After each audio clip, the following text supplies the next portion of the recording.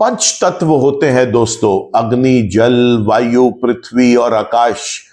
लेकिन इनमें से अग्नि ही एक ऐसी तत्व है, एक ऐसा तत्व है जो खुद को जलाकर दूसरों को रोशनी देता है। नमस्कार दोस्तों, मैं हूं डॉक्टर विवेक चोपड़ा और आज मैं आपको बताने जा रहा हूं अग्नि से, फायर एलिमेंट से आप कैसे लाभ कमा सकते हैं।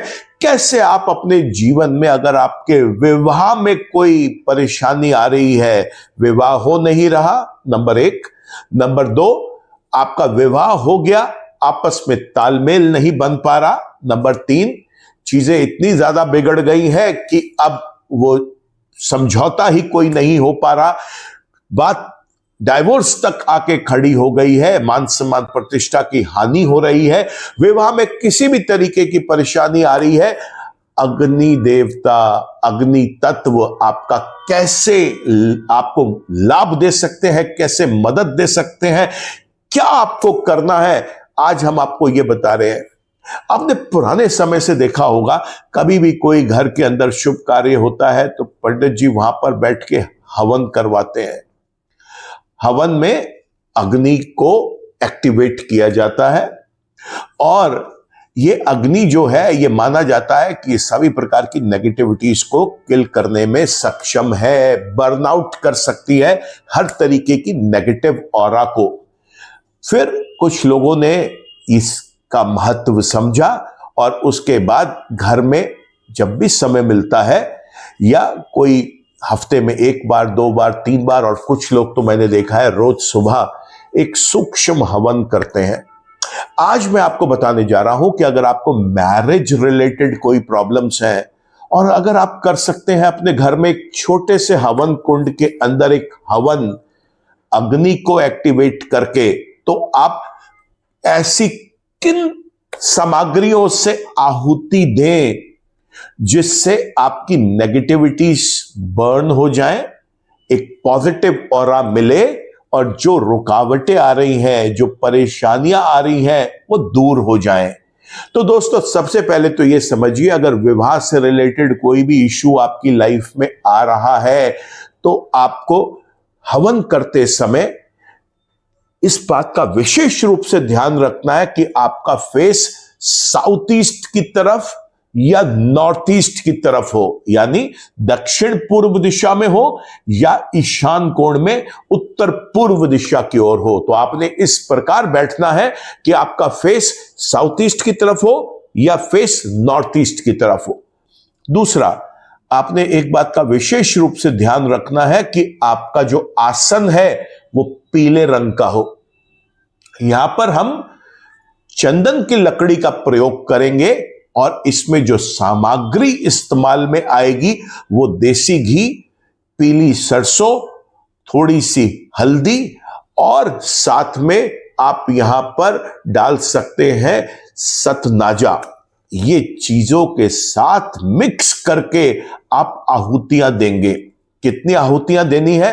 तो आपने यहां पर 108 आहुतियां देनी है और यहां पर आपने जितने भी मंत्र उच्चारण आप कर सकते हैं, किसी भी देवी देवता को आप पूजते हैं, गायत्री मंत्र से, महामृत्युंजय मंत्र से, किसी भी मंत्र से जो आपके कंठस्थ हो, जो आपके लिए इजी हो, जिसे आप आराम से कर सकते हैं, हर एक मंत्र बोलने के बाद आपने आहुति देनी है और इस तरीके से 108 आहुतियां आपने पूरी करनी है। प्रश्न ये उठता है कि इसके लिए कौन सा समय सबसे अच्छा है? तो आपने गूगल का सहारा देख के ये देखना है कि उस समय राहु काल ना हो। हर शहर में राहु काल एक डिफरेंट टाइमिंग पे अलग अलग दिन होता है। बड़ा इजी है, आप अपने शहर का राहु काल का समय नोट कर लें और राहु काल से अलग हटके या तो उससे पहले या उसके बाद में आप इस हवन को कर सकते हैं। वैसे इस हवन को या तो आप अर्ली मॉर्निंग करें नहाने धोने के बाद, अन्यथा अगर आपको इसे तांत्रोक्त रूप में करना है तो आप इसे मध्य रात्रि में भी कर सकते हैं। अब ये उपाय एक इतना शानदार उपाय है दोस्तों कि इसके अंदर जो ये आप आहुतियां देंगे ना, इस आहुतियों के बाद जो धुआं है, घर के सारे दरवाजे खोल दीजिए। ये धुआं पहले तो घर के हर एक एरिया में, इवन टू दिस एक्सटेंट कि वहां पर जितने भी आपके वॉशरूम्स हैं, आपके टॉयलेट्स हैं, किचन है, स्टोर रूम है, किसी भी प्रकार की एक क्लोज्ड यूनिट है, सारे दरवाजे खोल दीजिए। पहले तो ये धुआं वहां पर जाना चाहिए और कुछ समय के बाद आप खिड़कियां भी खोल दीजिए ताकि ये धुआं बाहर चला जाए। ऐसा करने से आप देखेंगे विपदाएं जितनी भी हैं विवाह को लेकर वो सारी शांत हो जाएंगी। आप अपने जीवन में देखेंगे कि बहुत अच्छा ठहराव आ गया और प्रॉब्लम्स जो थी वो तो आप कुछ दिनों में भूल ही जाएंगे कि एक सॉल्व हो गई तो कैसे हो गई। मैंने तो सिर्फ एक घर में शुद्धि का हवन किया था। जब भी आप हवन करें तो पहले आप देवी देवताओं का ध्यान करें। हवन करने के बाद भी आपको वापस देवी देवताओं का ध्यान करना है, पितरों का ध्यान करना है और सबसे आपने प्रार्थना करनी है कि आपको तकलीफों से, परेशानियों से मुक्त कर दिया जाए। देखिए, वैसे तो हम किसी भी प्रकार से पूजा कर सकते हैं, लेकिन सबसे पहले गणेश भगवान को याद किया जाता है, फिर पृथ्वी माँ को याद किया जाता है। पृथ्वी को आप छू के, अपने फर्श को छू के पृथ्वी माँ को ध्यान करें। फिर उसके बाद माता पिता और गुरुओं को याद किया जाता है।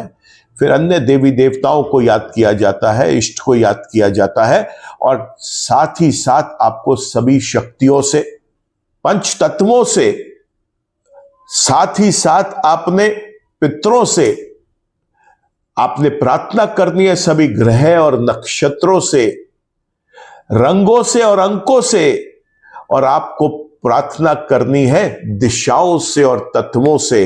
इन सब से प्रार्थना करने के बाद आपने यही एक मन में विचार लेके आने हैं कि आपको परेशानियों से दूर करने और सकारात्मक चीजें, खुशनुमा चीजें, हैप्पी मोमेंट्स आपको लाइफ में दें।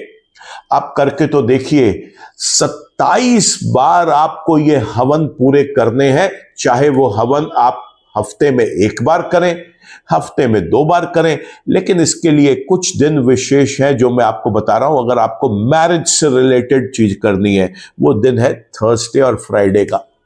आप इन दोनों दिन भी हवन कर सकते हैं।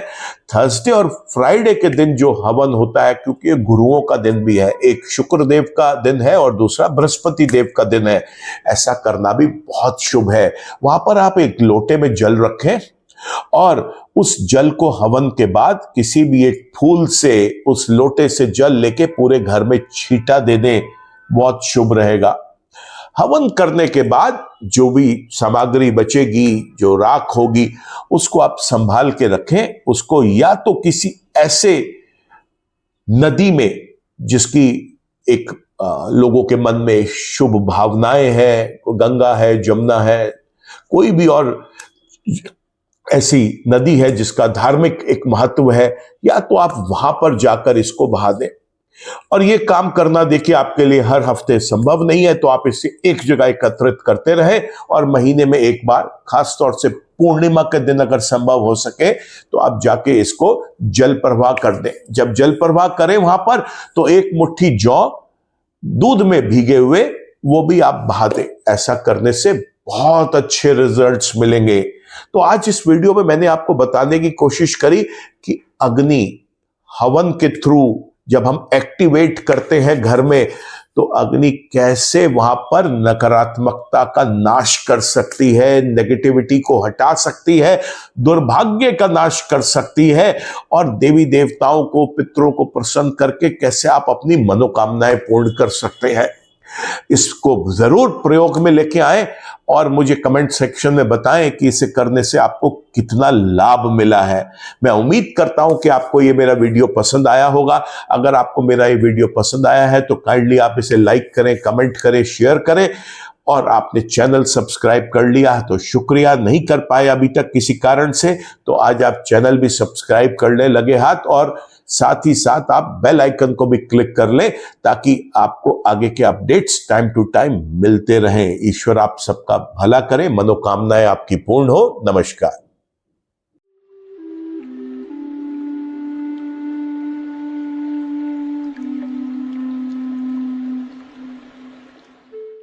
जीवन की सभी प्रकार की व्यक्तिगत, पारिवारिक और व्यावसायिक समस्याओं के समाधान के लिए तुरंत संपर्क करें।